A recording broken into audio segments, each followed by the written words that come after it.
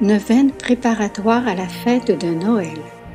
Livre du ciel, édition Guy Harvey. Ton agonie se prolonge, tu es exténué. La douleur de voir tes disciples à nouveau endormis. Ton sang ruisselle tellement que tu en es trempé. Louisa commence à écrire. Un grand sacrifice m'est imposé par la sainte obéissance.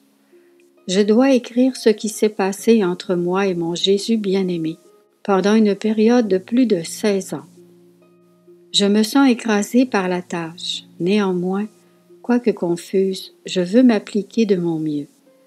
Je crois en Jésus, mon époux bien-aimé, qui pourra me rendre la tâche tolérable. Ainsi, je pourrai la remplir pour la plus grande gloire de Dieu et pour l'amour que je nourris pour la noble vertu d'obéissance. Je commence donc, ô Jésus, en toi, avec toi et pour toi. Je n'ai pas confiance en moi, mais j'ai foi en toi. Sans toi, je ne peux rien faire. Puisse cet écrit, du commencement à la fin, être fait pour ta plus grande gloire, pour la croissance de mon amour envers toi et pour ma plus grande confusion. Ton sang ruisselle tellement que tu en es trempé. Vraiment, tu sembles mourir dans la boue et le sang. Pour la 3e fois, Neuvaine préparatoire à la fête de Noël. À l'âge de 17 ans, je voulais, par la pratique journalière de la méditation, de divers actes de vertu et de diverses mortifications, me préparer à la fête de Noël, c'est-à-dire à la fête de la nativité de mon toujours aimable Jésus. Et tout ceci pendant la durée d'une neuvaine. D'une manière spéciale, je voulais honorer les 9 mois pendant lesquels Jésus avait choisi de rester dans le sein virginal de la Sainte Vierge en faisant pendant 9 jours 9 méditations par jour concernant le mystère béni de l'incarnation. Pour la 3e fois, tu retournes au jardin, tu n'en peux plus.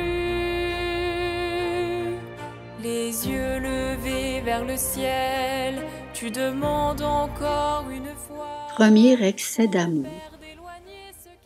Dans une méditation, j'avais choisi d'aller au paradis par la pensée.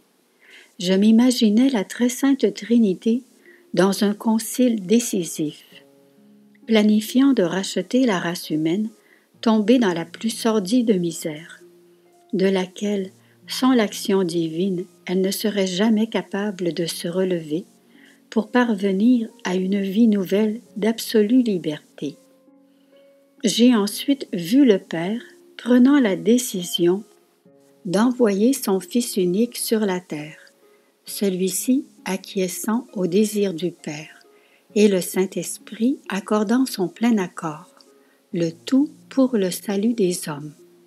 Tout mon être s'émerveillait d'un si grand mystère d'amour réciproque entre les personnes divines, un amour formidable, liant entre elles les personnes divines et s'irradiant sur les hommes. Je considérais ensuite l'ingratitude de ceux-ci, rendant inopérant un si grand amour. Je serais restée dans cet état toute la journée, plutôt que pendant juste 1 heure, si Jésus ne m'avait pas fait entendre une voix intérieure me disant « C'est assez pour le moment, viens avec moi et tu verras d'autres et plus grands excès de mon amour envers toi. » Tu demandes encore une fois au Père d'éloigner ce calice, d'avoir pitié et de te réconforter, de ne pas regarder les péchés. 2e excès d'amour. Ma pensée était amenée à considérer mon toujours aimable Jésus, résidant dans le sein très pur de Marie Vierge et Mère. J'étais étonnée que notre grand Dieu, qui ne peut être contenu par les cieux, voulait, par amour pour les hommes, devenir si petit et être confiné à un espace si restreint, jusqu'à ne pouvoir ni bouger ni respirer. Comme cette considération me consumait d'amour pour mon Jésus nouveau-né, il me dit intérieurement « Vois combien je t'aime. Par pitié, fais-moi un peu de place dans ton cœur. Sors-y tout ce qui n'est pas de moi, afin que j'y ai un peu plus d'aise pour bouger et respirer. » Mon cœur se sentit alors broyé d'amour pour lui. Donnant libre cours à mes pleurs, je demandais pardon pour mes fautes, promettant d'être toujours tout à lui. Cependant, je devais constater que je répétais la même promesse jour après jour et que, à ma grande confusion, je retombais toujours dans les mêmes fautes. Ceci me causait une grande souffrance et je me suis exclamée « Ah mon Jésus, comme tu as toujours été bienveillant envers la misérable créature que je suis, et que tu l'es encore. Aie toujours pitié de moi. » De ne pas regarder les péchés dont tu es chargé. Jésus, je t'entends maintenant appeler ta maman. Tu voudrais qu'elle Luisa décrit la fin de la neuvaine. C'est ainsi que se sont passées ma 2e et ma 3e heure de méditation. Et j'ai ainsi continué jusqu'à la 9e heure, que j'ai omise à cause de mes insipides et regrettables distractions. Cependant, la voix me demanda de poursuivre avec les méditations de la neuvaine, m'avertissant que si je ne le faisais pas, je n'aurais aucun répit, aucune paix. Et j'essayais d'imaginer comment je pourrais mieux le faire, parfois agenouillé, parfois prosterné jusqu'à terre.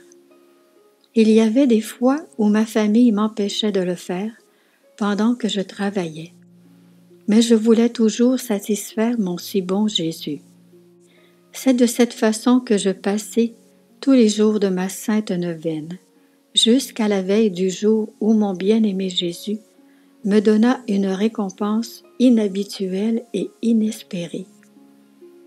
C'était la nuit avant Noël, j'étais seule et sur le point de terminer mes méditations quand, soudain, je ressentis en moi un courant de ferveur inhabituel et me suis trouvée en présence du très gracieux bébé Jésus. Il était si beau et si charmant, mais à cause du manque d'amour qui lui était donné par les créatures ingrates, il tremblait de froid. Et il agissait comme s'il voulait m'embrasser. J'étais ravie de joie. Je me suis levée immédiatement et j'ai couru pour l'embrasser. Mais comme j'ai essayé de le serrer dans mes bras, il disparut. Ceci arriva par 3 fois et chaque fois je n'ai pu l'embrasser. J'en fus très contrariée et toute pénétrée d'amour, je suis tombée dans une ivresse amoureuse. C'est difficile pour moi de mettre tout ça dans des mots, car je n'ai pas la bonne manière de m'exprimer. Je ne nie pas que j'étais toute transformée d'amour par Jésus. Cette ferveur inhabituelle dura plusieurs jours. Ensuite, elle diminua graduellement. Pendant longtemps, je n'ai laissé transpirer absolument rien de tout cela à qui que ce soit. Par la suite, la voix à l'intérieur de moi ne m'a jamais laissée. Comme je continuais à tomber, la voix me réprimandait après chacune de mes fautes coutumières. Elle me corrigeait et m'enseignait que je devais tout faire très bien. Elle me donnait un nouveau courage quand je tombais et me faisait promettre d'être plus vigilante dans le futur.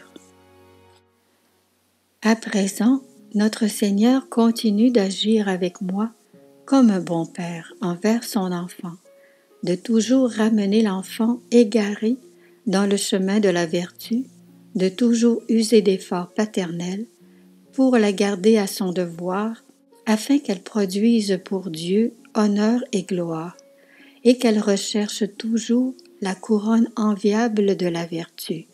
Mais hélas, pour ma honte et ma confusion, je dois m'exclamer: Ô Jésus, comme j'ai été ingrate envers toi! Tu voudrais qu'elle te serre dans ses bras comme quand tu étais enfant. Tu voudrais tes amis, tes disciples, les âmes qui t'aiment. Louisa revient sur la neuvaine de Noël dont il fut question au début.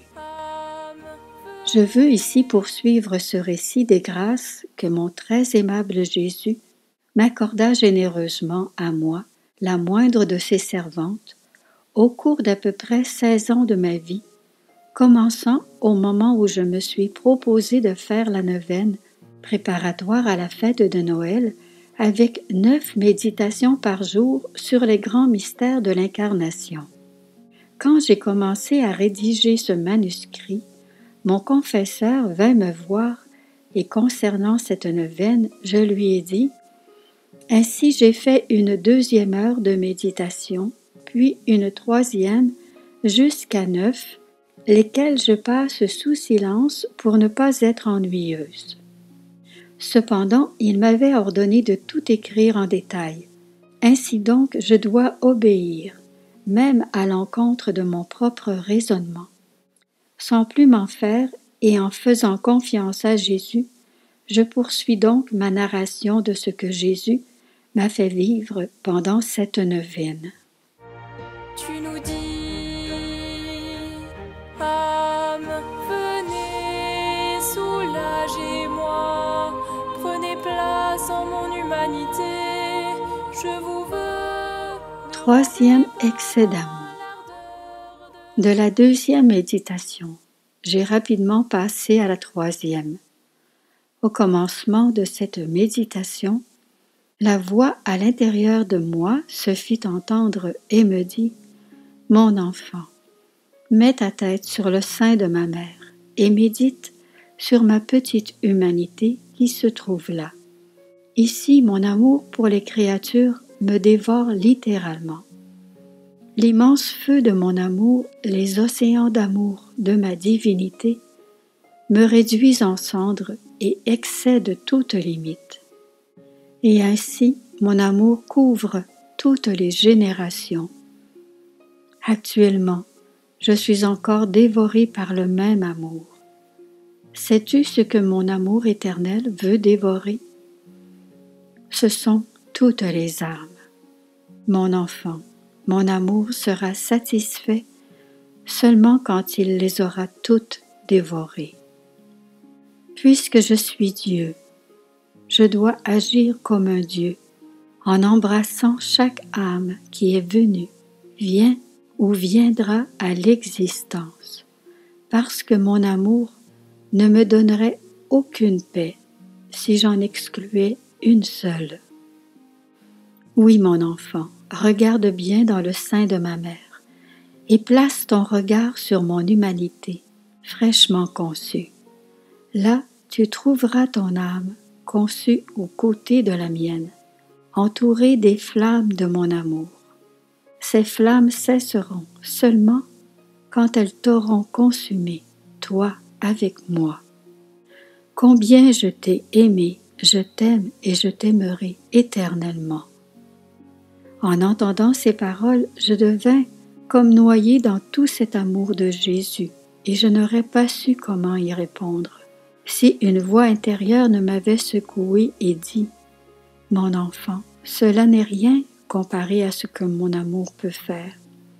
Presse-toi plus près de moi, donne tes mains à ma chère mère, de telle manière que tu puisses te tenir toute proche de son sein maternel.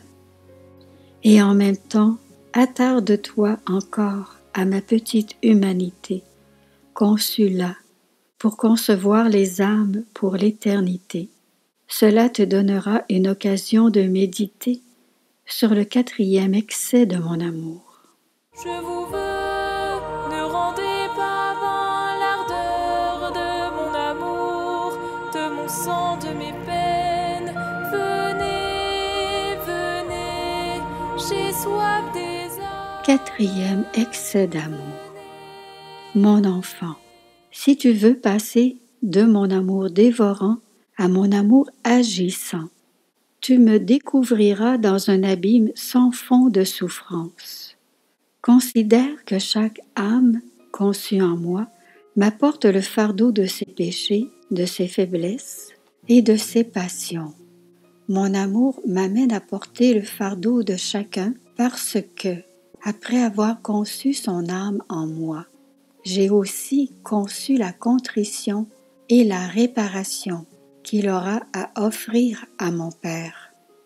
Aussi, ne t'étonne pas si ma passion fut également conçue à ce moment-là. Regarde-moi bien dans le sein de ma mère, et tu découvriras combien j'ai vis de souffrance. Regarde bien ma petite tête, entourée d'une couronne d'épines, lesquelles, pendant qu'elles percent cruellement ma peau, me font verser des rivières de chaudes larmes. Oui, sois ému de pitié pour moi, et de tes mains qui sont libres, sèche mes larmes. Cette couronne d'épines, mon enfant, n'est autre qu'une couronne cruelle que les créatures tressent pour moi, avec des pensées mauvaises qui remplissent leur esprit. Oh, combien ces pensées me transpercent cruellement. Un long couronnement de 9 mois, et comme si ce n'était pas assez, elle crucifie mes mains et mes pieds, afin que soit satisfaite la justice divine pour ces créatures, elles qui circulent sur des chemins pervers, qui commettent toutes sortes d'injustices et empruntent des voies illégales pour leur profit. Dans cet état, il ne m'est pas possible de bouger, même une main, un doigt ou un pied. Je reste immobile soit à cause de l'atroce crucifixion que je subis, ou à cause de l'espace réduit dans lequel je suis. Et j'ai vécu cette crucifixion pendant 9 mois. Sais-tu, mon enfant, pourquoi le couronnement d'épines et la crucifixion sont renouvelés en moi à chaque moment? C'est que le genre humain ne cesse de concevoir des desseins cruels qui, comme des épines ou des clous, transpercent sans cesse mes tempes, mes mains et mes pieds. Jésus continua ainsi de raconter ce que sa petite humanité souffrit dans le sein de sa mère. J'en passe pour ne pas être trop longue et parce que mon cœur n'a pas le courage de tout raconter ce que Jésus souffrit par amour pour nous. Et moi, je ne pouvais rien faire d'autre que de verser un flot de larmes. Cependant, il me secoua et d'une voix faible, il me dit, dans l'intérieur de mon cœur, « Mon enfant, j'ai hâte de t'embrasser et de te retourner l'amour que tu me donnes, mais je ne peux pas encore le faire, parce que, comme tu le vois, je suis enfermée dans cet endroit qui me garde immobile. J'aimerais venir à toi, mais j'en suis incapable, puisque je ne peux pas encore marcher. Premier enfant de mon amour souffrant, viens souvent m'embrasser. Plus tard, quand j'émergerai des entrailles de ma mère, je viendrai à toi pour t'embrasser et pour rester avec toi. Dans ma fantaisie, je m'imaginais être avec lui dans le sein de sa mère, et je l'embrassais et le serrais sur mon cœur. Dans son affliction, il me fit une fois encore entendre sa voix et me dit, « Mon enfant, c'est assez pour le moment. Va maintenant méditer sur le 5e excès de mon amour, qui malgré qu'il ait rejeté, ne se retirera pas ni ne s'arrêtera. Plutôt, il surmontera tout et continuera d'avancer. » J'ai soif des âmes, venez, venez, pitié des âmes.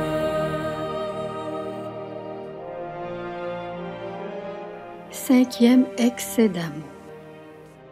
Entendant l'appel de Jésus à méditer sur le 5e excès de son amour, j'ai prêté l'oreille de mon cœur pour entendre intérieurement sa voix, sa faible voix me dire « Observe qu'aussitôt que je fus conçu dans le sein de ma mère, j'ai conçu la grâce pour toutes les créatures humaines en même temps, pour qu'elles puissent grandir comme moi, en sagesse et en vérité.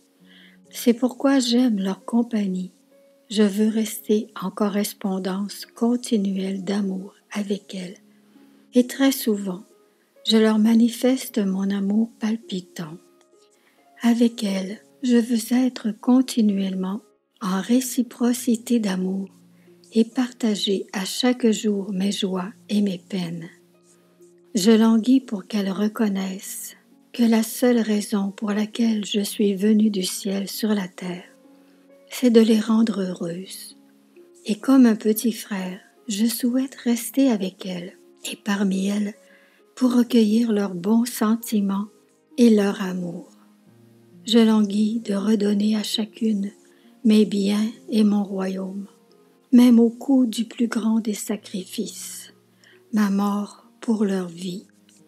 Bref, je languis de jouer avec elles et de les couvrir de baisers et de caresses amoureuses.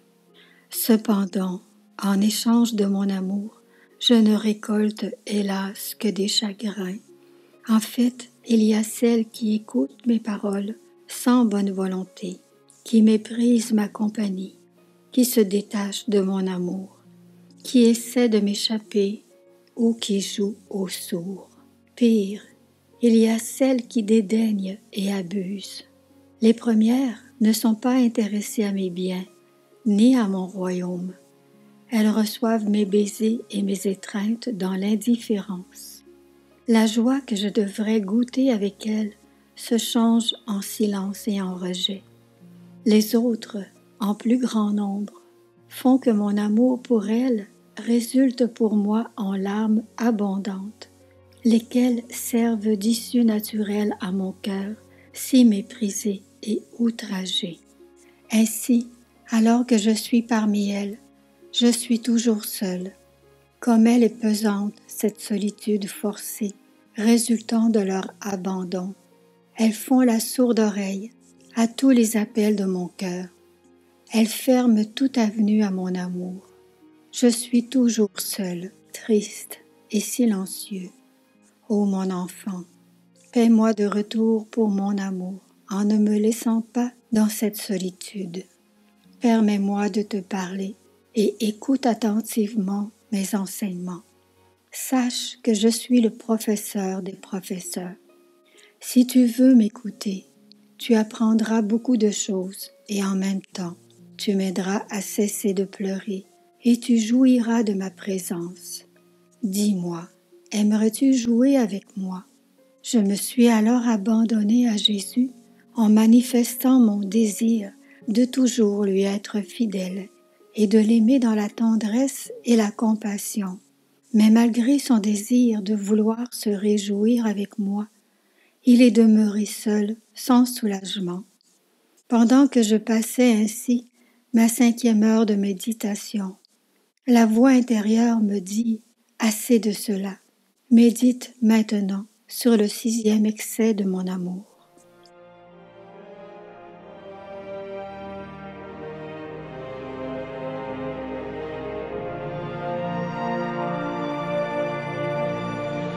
Ô Jésus, sois consolé. 6e excès d'amour. Mon enfant, que mon intimité soit avec toi. Viens plus près de moi et prie ma chère mère, pour qu'elle te fasse une petite place dans son sein, pour que tu puisses observer dans quel état de douleur j'y suis. En pensée, je m'imaginais que ma mère Marie voulait me démontrer sa grande affection en me laissant rejoindre le doux et affable Jésus dans son sein. Je m'imaginais que j'étais là, dans son sein, très près de mon aimable Jésus. Mais comme la noirceur y était grande, Il m'était impossible de voir ses traits et je ne pouvais que sentir la chaleur de son souffle d'amour. À l'intérieur de moi, il me dit « Mon enfant, médite sur une autre manifestation de la surabondance de mon amour. Je suis la lumière éternelle, et il n'y a pas hors de moi de lumière qui soit plus resplendissante. Le soleil, avec toute sa splendeur, n'est qu'une ombre à côté de ma lumière éternelle. Cependant, celle-ci s'est entièrement éclipsée quand, par amour pour les créatures, j'ai embrassé la nature humaine. Vois-tu la sombre prison dans laquelle l'amour m'a conduit? Oui, c'est par amour pour les créatures que je me suis confinée à ce réduit et que j'ai attendu là après quelques rayons de lumière. J'ai attendu patiemment dans la grande noirceur, dans une nuit sans étoiles ni repos. La lumière du soleil qui n'apparaissait pas encore. Quelle souffrance j'y ai endurée! Les murs étroits de cette prison ne me donnaient aucun espace pour remuer et engendraient en moi de terribles angoisses. Le manque de lumière m'empêchait de voir et me coupait le souffle, un souffle que je devais recevoir lentement par la respiration de ma mère. Sais-tu ce qui m'a amené à cette prison, m'a enlevé ma lumière et m'a fait lutter pour ma respiration? C'est l'amour que je ressens pour les créatures confrontées à la noirceur de leurs péchés. Chacun de leurs péchés est une nuit pour moi. Je suffoque de ressentir leur cœur sans repentir et ingrat. Ils produisent un abîme sans fond d'obscurité qui me paralyse. Ô excès de mon amour, tu m'as fait partir d'une plénitude de lumière pour m'amener à la plus noire des nuits, dans un étroit réduit qui annihile la liberté de mon cœur. Pendant qu'il disait cela, Jésus gémissait péniblement à cause du manque d'espace. Pour l'aider, je voulais lui donner un peu de lumière par mon amour. À travers sa souffrance, il me fit entendre sa douce voix et me dit « Assez pour l'instant, passons au 7e excès de mon amour. » Ô Jésus, sois consolé, le Père t'envoie son ange pour te réconforter. J'entends ton cri déchirant et avec ta maman, les saints anges et les 7e excès d'amour. Jésus ajouta « Mon enfant, ne me laisse pas dans une telle solitude et une telle obscurité. Ne quitte pas le sein de ma mère et arrête-toi au 7e excès de mon amour. Écoute bien. J'étais parfaitement heureux dans le sein de mon Père. Il n'y avait aucun bien que je ne possédais, joie, félicité, etc. Les anges m'offraient le culte de la plus grande adoration et étaient attentifs à chacun de mes désirs. Mais l'excès de mon amour pour le genre humain me fit changer de condition. Je me suis dépouillée de ces joies, ces félicités et ces biens célestes pour me revêtir des infirmités des créatures, afin de leur amener mon éternel bonheur, mes joies et mes avantages célestes. Cet échange aurait été facile pour moi si je n'avais pas trouvé chez l'homme l'ingratitude plus monstrueuse et la haine la plus obstinée. Oh, comme mon amour éternel fut déçu par une telle ingratitude! Je souffre beaucoup de la méchanceté de l'homme, qui est pour moi la plus grande et la plus pointue des épines. Observe bien mon petit cœur et vois les nombreuses épines qui le recouvrent. Observe les blessures qui font les épines et les rivières de sang qui s'en échappent. Mon enfant, Ne sois pas ingrate toi aussi, parce que l'ingratitude est ce qu'il y a de plus dur pour ton Jésus. L'ingratitude est pire que de claquer la porte de mon cœur. Elle me garde dehors, sans amour et dans la froideur. Malgré la perversité du cœur de l'homme, mon amour jamais ne cesse, et il assume une attitude plus élevée, m'amenant à supplier et à languir après lui. Et ceci, mon enfant, est le 8e excès de mon amour. Les saints anges et les archanges, nous partons de par le monde pour te ramener des âmes. 8e excès d'amour. Mon enfant, ne me laisse pas seul. Continue de reposer ta tête sur la poitrine de ma mère, et tu entendras mes gémissements et mes supplications. Tu verras que ni mes gémissements, ni mes supplications n'amènent les créatures ingrates à ressentir de la pitié pour mon amour bafoué. Ainsi, tu me verras encore, bébé, tendre la main comme le plus pauvre des mendiants et demander la pitié et un peu de charité pour les âmes. J'espère de cette façon attirer les cœurs gelés par l'égoïsme. Mon enfant, mon cœur veut gagner le cœur de l'homme à tout prix. Aussi, j'ai décidé que si après le 7e excès de mon amour, ils font encore la sourde oreille en se montrant désintéressés de moi et de mes biens, alors je vais aller plus loin. Mon amour aurait dû s'arrêter après tant d'ingratitude, mais non.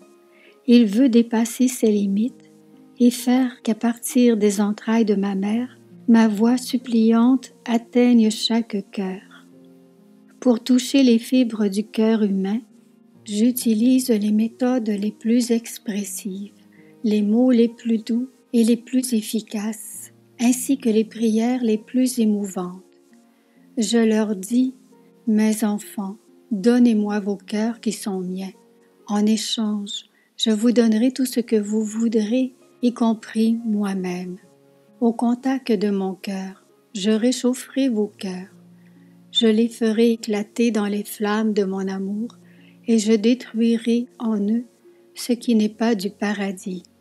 Sachez que mon but en quittant le paradis, pour m'incarner dans le sein de ma mère, était que vous puissiez entrer dans le sein de mon Père éternel. Oh, ne trompez pas mes espérances.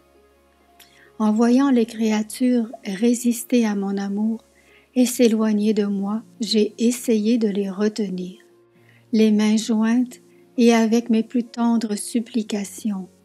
J'ai essayé de les gagner en disant d'une voix sanglotante, « Voyez mes enfants, le petit mendiant que je suis, qui ne fait que réclamer vos cœurs. Ne pouvez-vous pas comprendre que cette façon d'agir m'est dictée par les excès de mon amour? Pour attirer les créatures à son amour, le Créateur a pris la forme d'un petit bébé afin de ne pas faire peur. Quand il voit que la créature est récalcitrante et obstinée et ne se rend pas à sa requête, il insiste, se plaint et pleure. Ceci ne t'amène-t-il pas à la compassion? N'attendrit-il pas ton cœur? Mon enfant, ne semble-t-il pas que les créatures raisonnables ont perdu la raison, alors qu'elles devraient se réjouir d'être submergées et réchauffées par les flammes de mon amour divin? Elles essaient de s'en détacher en allant à la recherche d'amours bestiaux, aptes à les conduire dans le chaos infernal pour y pleurer éternellement. À ces paroles de Jésus, je me sentis fondre. J'étais terrifiée, je tremblais en pensant aux dommages irréparables entraînés par l'ingratitude des hommes et à leurs éternelles conséquences. Et alors que j'étais plongée dans ces considérations, la voix de Jésus se fit entendre à nouveau dans mon cœur. « Et toi, mon enfant, ne veux-tu pas me donner ton cœur? Faut-il que je pleure, me lamente et te supplie pour obtenir ton amour? Pendant que Jésus me disait cela, mon cœur était saisi d'une ineffable tendresse pour lui. En sanglotant d'un vif amour jamais ressenti auparavant, je dis, mon bien-aimé Jésus, ne pleure plus. Oui, oui, je te donne non seulement mon cœur, mais je me donne moi-même.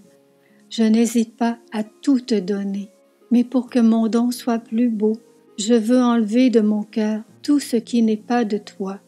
Aussi, s'il te plaît, donne-moi cette grâce efficace pour rendre mon cœur comme le tien, pour que tu puisses y trouver une demeure stable et permanente.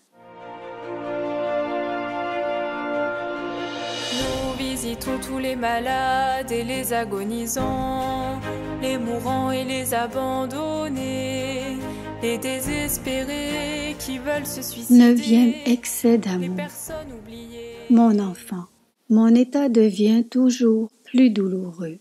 Si tu m'aimes, garde ton regard fixé sur moi, de sorte que tu puisses bien apprendre tout ce que je t'enseignerai.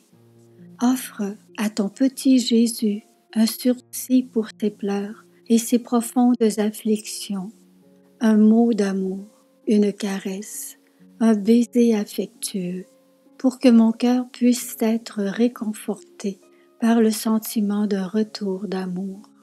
Vois, mon enfant, après avoir pris connaissance des preuves de mon amour décrites par les 8 excès mentionnés jusqu'ici, l'homme devrait s'être incliné devant mon vrai et sublime amour. Plutôt, il le reçoit mal et me fait passer à un autre excès qui, s'il ne trouve pas de retour, sera encore plus douloureux pour moi. Jusqu'ici, l'homme n'a pas capitulé. C'est pourquoi je poursuis avec mon 9e excès d'amour, qui est mon très vif désir de m'échapper du sein maternel pour me mettre à la poursuite de l'homme. Et après l'avoir stoppé sur les pentes du mal, je languis de l'étreindre et de le baiser, lui si ingrat pour mon amour, pour le rendre amoureux de ma beauté, de ma vérité et de mon éternelle bonté. Ce grand dessein réduit ma petite humanité, qui n'a pas encore vu le jour, à un état d'agonie suffisant pour mettre un terme à ma vie. Si je n'étais pas aidée et soutenue par ma divinité, inséparable de mon humanité, à cause de l'union hypostatique, sûrement que c'est ce qui m'arriverait. Ma divinité me communique des fontaines de vie nouvelles et fait que ma petite humanité résiste à l'agonie continuelle de ces 9 mois où elle se sent plus près de la mort que de la vie. Mon enfant, ce 9e excès de mon amour n'est autre qu'une agonie continuelle qui a débuté à l'instant où ma divinité a pris la forme humaine dans le sein maternel, cachant ainsi son essence divine. Si je n'avais pas caché ainsi ma divinité, j'aurais provoqué la peur plutôt que l'amour chez les créatures, qui n'auraient alors pas voulu s'abandonner à mon amour. Quelle souffrance ce fut pour moi d'attendre là pendant 9 mois, si ma divinité n'avait pas donné à mon humanité son soutien et sa force. Mon amour pour les créatures m'aurait dévoré. Mon humanité aurait été réduite en cendres. J'aurais été consumée par mon amour actif qui me fit prendre sur moi l'énorme fardeau de la punition que se sont méritées les créatures. C'est pourquoi ma vie dans les entrailles de ma maman fut si douloureuse. Je ne me sentais plus capable de rester loin des créatures. Je languissais après elles pour qu'à tout prix elles viennent dans ma poitrine pour sentir mes palpitations brûlantes. Je languissais de les embrasser de ma tendre et pure affection, de telle manière qu'elles deviennent éternellement seigneurs de mes biens. Sache que si je n'avais pas été aidée par toi, avant qu'il n'ait été le temps pour moi d'émerger à la lumière du jour, j'aurais été consumée par ce 9e excès d'amour. Regarde-moi attentivement dans les entrailles maternelles. Vois combien je suis devenue pâle. Écoute ma voix angoissée qui faiblit de plus en plus.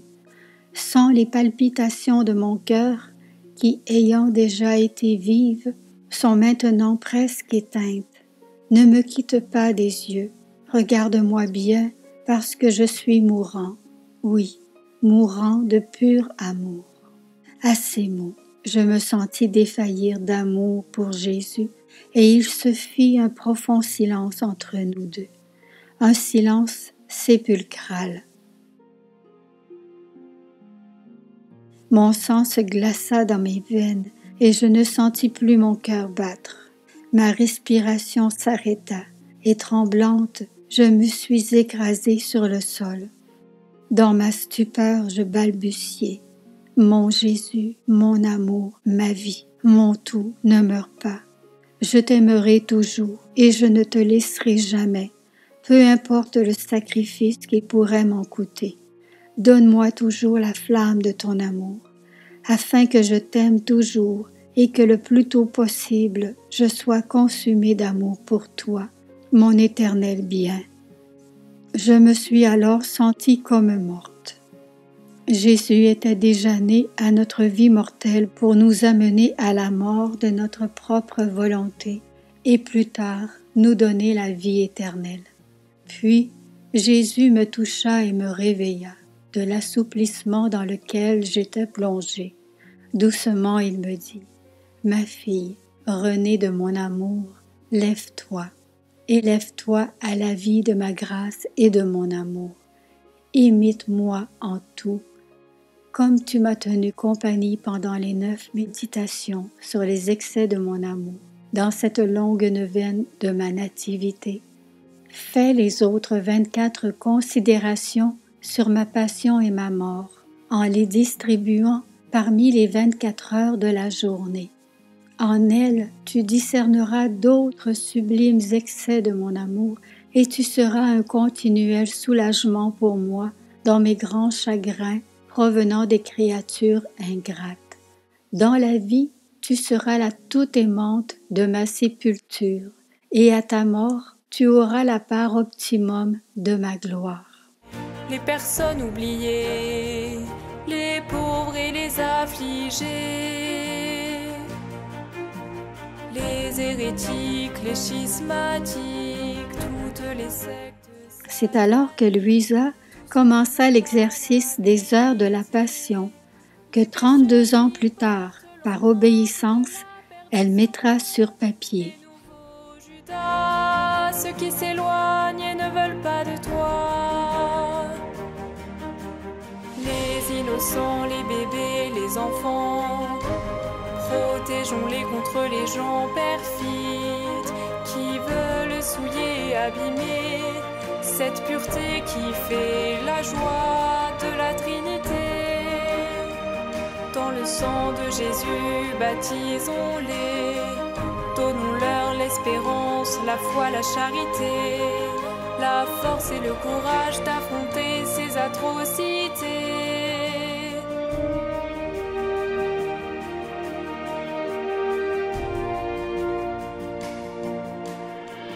Visitons le Saint-Père, les évêques, les cardinaux, prêtres et religieux, les âmes de la Sainte Église, tous ceux qui nous gouvernent, qu'ils se tournent vers la vraie sagesse.